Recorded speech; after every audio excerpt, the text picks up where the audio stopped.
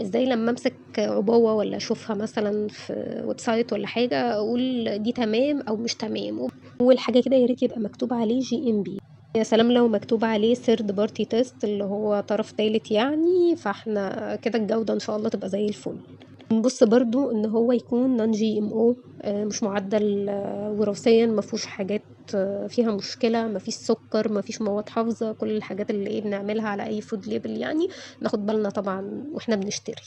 طيب احنا كده اطمنا الى حد ما على الجودة، محتاجين برضو نقوم باصين على تاريخ الصلاحية والظروف بتاعة حفظ البروبايوتكس ده تبقى ازاي. يعني لو لقيت مثلا ان هو مفروض يحفظ في تلاجة وانت رايح تجيبه من على الرف مثلا في الصيدلية ولا حاجة، يبقى سيبه، ما هو زمانه باظ اساسا.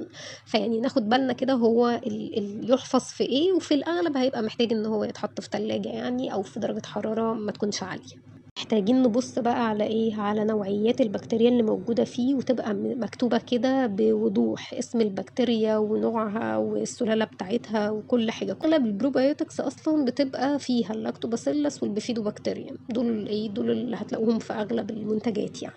هل في انواع تانية؟ في انواع تانية، وكل واحد على حسب المشكلة الصحية.